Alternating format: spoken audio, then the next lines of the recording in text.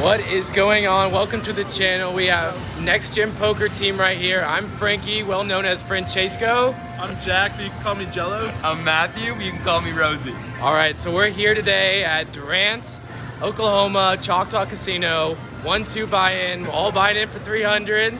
Boys, how are we feeling today? First vlog? I haven't played live poker in 5 months. 5 Freaking months? out. I'm playing online, hours a day. I'm ready. All right, Rosie's ready. I've been here about 6-7 times. Hopefully the 8's where I get the big digits. I'm ready, boys. What's up, guys? So we just wanted to come in and talk to you real quick. So one of the main reasons we were in Choctaw is because they have this awesome promotion where if you play from 5 a.m. to 10 a.m. on any weekday, they will actually pay you $25 an hour just to sit at the table. So that's like easy $125 for 5 hours of playing, so it makes sense. So that's why we were in a hotel room. We slept about 2 hours. I slept on the floor, and you better see the result of that session. Hope you guys enjoy. It's 4:30 a.m. Just woke Frankie up. Oh, we better make so much money. Yeah, this is tough. My alarm went off. I did not know where I was. Frankie looked the same way just now. We're gonna get ready and head down there. Jack is still there. Jello is still playing. He played all the way through. So hopefully he hasn't busted Hopefully yet. he's all right. Yeah, hopefully he's mentally stable. But let's go win some money.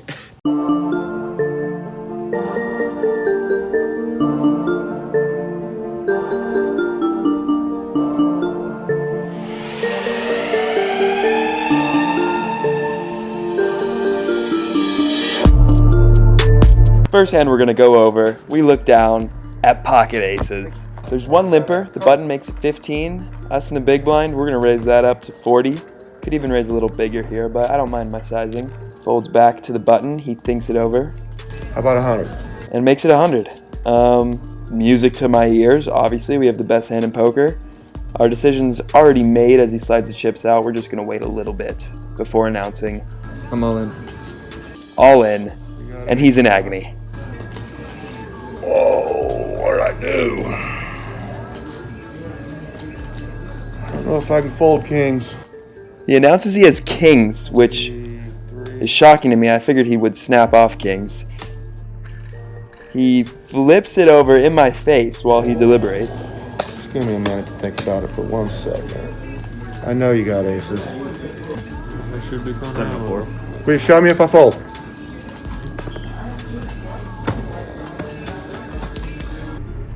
Flips him over one more time. You're not shoving with queens. Good hand. And throws him in the muck. We take it down. I'm Happy to take it down, I guess. Obviously want him to call. Good fold for him. On to the next one. Fold him now? Stand that up behind I mean, you only put in almost 50. I agree. I'm priced in real close there. But if you know he has aces. As you guys can tell, this next hand takes place right after the pocket aces hand, with the gentleman across from me talking about how horrible my poker face is. I will make note and improve on that part of my game. Anyways, we look down at King Queen offsuit and raise it to $12 over 2 limpers, and both the limpers call. Flop comes King 5-7 rainbow. We flop top pair. We're loving it.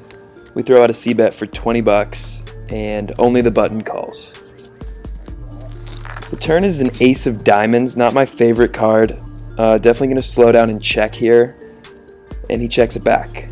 The river is an offsuit deuce, lovely card, all the draws miss. In spots like this, I like to check it back and plan to call most reasonable size bets. I don't think I can extract much value from worse hands, having just second pair. So that's what I do, I check it over to him, and he pretty quickly puts out a bet of $30. I'm getting great odds to call, getting more than 3-1 on a call. Only have to be correct about 25% of the time. I definitely think he has a lot of bluffs in his range, as all the draws missed. If he has an ace, so be it. But we slide in the call, and he mucks immediately. So we take down a nice $138 pot. On to the next one. For the first hand of the day, we pick up 9-10 offsuit on the button. We see a limp from the cutoff, and actually I decide to bump it up here to $10 for player to my right had a tendency of limping and just folding to any bet over $10. So although 9-10 is on the loose side, I thought it was a good spot to raise it here. And unfortunately, we see a call from the big blind. And now that the big blind called, of course, the cutoff wants to get in there as well for only $8 more. So he calls. We go to a flop three-way, which is 8-3-5. We have 2 overs, backdoor straight draw, not that much. So when the big blind decides to lead out here for $15, I normally would fold. But since the cutoff was calling and he seemed pretty reluctant with his calls, I decided to make a call on the looser side again, see where this hand was going to go as I am in position on both players. So we get a nice turn, the Jack of Diamonds, but that doesn't slow down the woman on the big blind because she decides to bet another $15 and the cutoff again decides to make the call. So the pot is now $105. I know the top right, that's not correct. The pot is $105. So I'm getting plenty of equity to just make a call here for 15 more and try to hit my straight. However, I like the aggressive approach here, as in a player that would bet the flop, let's say someone who had picked up a pair of 8, a pair, they would definitely not like to see a raise here when that jack pops up. So I feel like that $15 is kind of a feeler, small bet. So instead of taking the low variance route and just making the call and hoping to hit, I decided to take the more aggressive approach and raise here. So when I was thinking of sizing to a raise, I wanted to really fold out 8s and try to keep the elderly gentleman from continuing as well with whatever bottom pair or combo draw he had when he called. So that's why I went with the sizing of $75. The lady was the player I was most worried about. She does decide to fold pretty quickly, and elderly gentleman does also fold. So I like the raise here. I know it was big compared to the $15 that the initial bet was, but it was $75 to win 105. I'll take those odds, and good time play all around. For this hand, we have pocket 3s in the cutoff. I started recording a little late, but the pre-flop action went a limp from under the gun to $2, me in the cutoff raising it up to 11, a call from the more aggressive button, and a call from under the gun player. So we get to a flop that comes king 8 queen, 2 diamonds and a spade. I raised to $15 because this smashes my perceived range, although this is a horrible flop for my actual hand. And unfortunately, we see a call from the more aggressive player on the button. So we'll go into a turn of a jack of spades. So now it's 2 diamonds, 2 spades. And I pick up a very important read here. I actually see him check his cards. And when I see him check his cards, I am immediately taking him off of diamonds. And I feel like them checking his cards is to double check a spade draw or double check if he has spades, or something of that sort. So I decided to continue here with another card that favors my range, a jack, and I bet $30 here in the turn. So after betting $30 and seeing a call from the button I am prepared to shut down, I started the hand kind of short stacked, almost ready to buy back in. I had about $170 to start the hand, and I am prepared to slow down and check, but the river comes a very, very juicy jack of diamonds, completing the flush, giving plenty of full house potentials, king, jack, king, queen. So there's only 2 options here: check, being prepared to lose and maybe embarrassingly showing down pocket 3s, or the aggressive approach. I picked up that he didn't have diamonds from him checking his cards, and I decided to put him to the test, and I went with the overpot jam to the tone of $122. Well, my heart was racing at this point. Definitely a spot that I don't find myself in often. Completely jamming with absolutely nothing, bottom pair.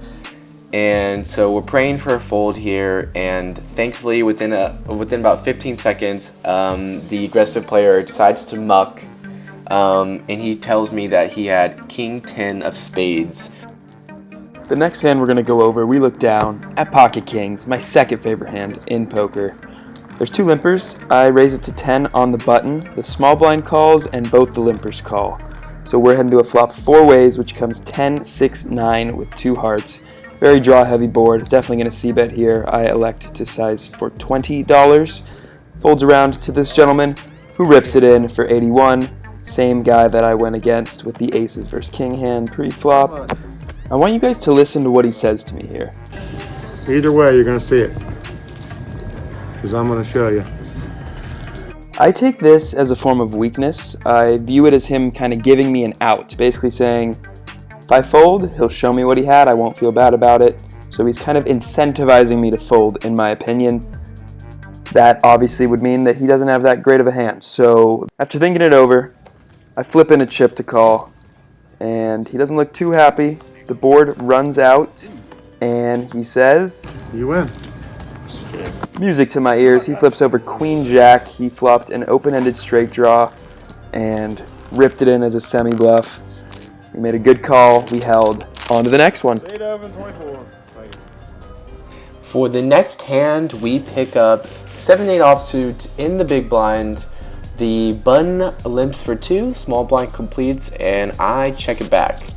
So for this video, you see Matthew or Rosie right in front of me. So we were actually waiting to be separated. So this was like the only hand I played at his table. So the flop is 8-5-4, pretty favorable for our hand. Flop a pair and a gut shot. So I bet $5 after the small blind checks, and I quickly get raised to $12 from the button. So with my top pair and gutter, I think he could be doing this with flush draws, two pair combinations, sets. I'm blocking a set of 8s, which is good. So I actually decided to take the betting lead here. I raised to $30. Honestly, to make sure that, to check that he was staying in line and I wasn't just betting on that board. And so he does call for $30. The turn is a king of spades, and here I decide to apply maximum pressure to his pair holdings. The king should have helped in those, and I charge about $45 into a $65 pot, so 2/3, trying to get him to fold flush draws or just maybe better pairs than me with better 8 kickers. Well, unfortunately, he makes the call, and we get saved by the river. The river is a beautiful 6 of clubs, giving us a straight, and we're feeling very confident about our hand right now. The pot is about $155. I check what's left in his stack, which is about $75. Clear decision here to jam. Matthew looks a little nervous in front of me. He's looking at the camera, but I am feeling pretty confident with my hand right now. I declare all in, and honestly, about 15-20 seconds after, the man tosses in a reluctant chip, and I show my hand, and we are good. So sat down for 2 hands with Matthew. He saw me take in a pretty big pot on that hand, and very happy with the way that ran out the went. This last hand we're going to go over, we look down at ace-queen offsuit in the small blind. The button raises to $9. I like to play my small blind as a 3-bet range most of the time because I don't like to play out of position. This hand's a perfect candidate to 3-bet. We make it $21 and he calls. The flop comes 3-5-6 rainbow. I c-bet here for $20 and he calls. Don't love that he calls. I mean, we obviously have ace high. The turn is a queen though. Gives us top pair, top kicker. I look over at his stack, and I probably should have looked over at it earlier, but he only has about $45, $50 behind. So I put him all in for his last 45. He calls pretty quickly. Not sure what we're up against. The river is an 8, no flushes, and he flips over king, queen. We show him the bad news, and we have him out kicked. We bust him and scoop the pot. What a great way to wrap up this session. All right, for the last hand of the night, we pick up ace queen suited under the gun, and I brought in Rosie here because this is the biggest hand of the night. So Rosie, How's it going, guys? all right, so action starts with me betting $10 and the player in middle position calling and the other guy in the cutoff calling as well. Don't have any problem with that line. I mean, you're under the gun with a great hand, and these people like to call anything, so sizing up with your raising is good with me. Exactly the reasoning. I bet 10 instead of a normal $8 because these people like to call. So when the big blind bets $120, I am having a very specific read in this player. He has been jamming a lot, but I really didn't want to tank because I wanted to get the other two out of the hand. So I wanted to call without thinking about it for too long. Rosie, what do you think about that logic? I think your logic there is fine. I would start, the first question I would ask myself is what hands is he jamming with? And I think you said he's been jamming a lot, so I would factor that into account. But if we say, for example, that he's jamming aces, kings, queens, ace, king, maybe jacks, maybe tens if he's really loose, how many of those hands do you want to play against when you're holding ace, queen? And I would say that at best you're coin flipping with tens and jacks, and you're not doing too well against the other holdings. So I think asking yourself that question before you slide the chips across the line is very important. Looking back, I think that the best play here would be, and you can tell me if you agree, it's just avoiding situations where you are coin flipping at best for over $100. So if I think I'm the better player, which I thought I was at the table, I was running the table, I was doing really well. I was actually about up $180 at this point. So with that being said, I should just go the more low variance route and fold here. Is that what you're saying, Rosie? Yeah, we talked about that on the car ride home too, just taking the low variance route when possible. I mean, obviously you can get your money in here and coin flip for hundreds of dollars, but if you know you have an edge on your opponent, just grind them down in the long term with smaller pots and you're going to win money guaranteed. Yes, I agree with that logic 100% now. So let's bring us to the flop after we see a call from middle position. Queen 2 for rainbow. Yeah. So Rosie, that's a pretty good flop for my hand. I'm really loving the flop. I got a backdoor flush draw. I got top pair, top kicker. And after middle position player just called pre-flop and just called my raise, I wasn't really putting him on kings or aces. Yeah. So I honestly was thinking about checking here to get him to maybe lead out when he was behind. But I actually go the other way and decide to bet $100. The player snap jams and I snap call. It's about $180 more. Right when he calls, he immediately flips over the bad news. He shows me pocket queens. And just another slap in the face. The guy who jammed should pocket aces. Yeah. So I was pretty dead, Rosie. Tough hand, and I just think it's one I need to learn from. So, guys, that was the very last hand of the night, and something that I'm definitely going to keep in mind when I'm calling pre-flop for over $100. Definitely.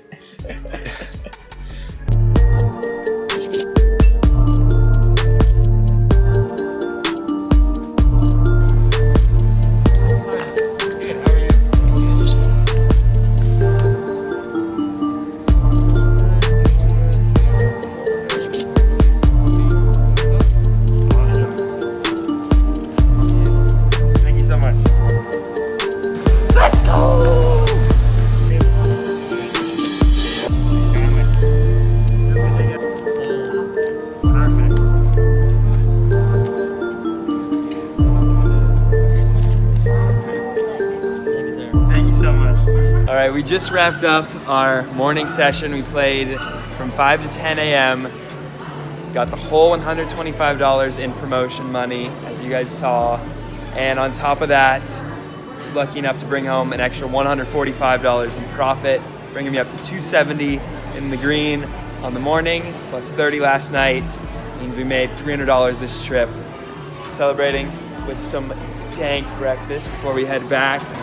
Thanks for watching. Many more to come.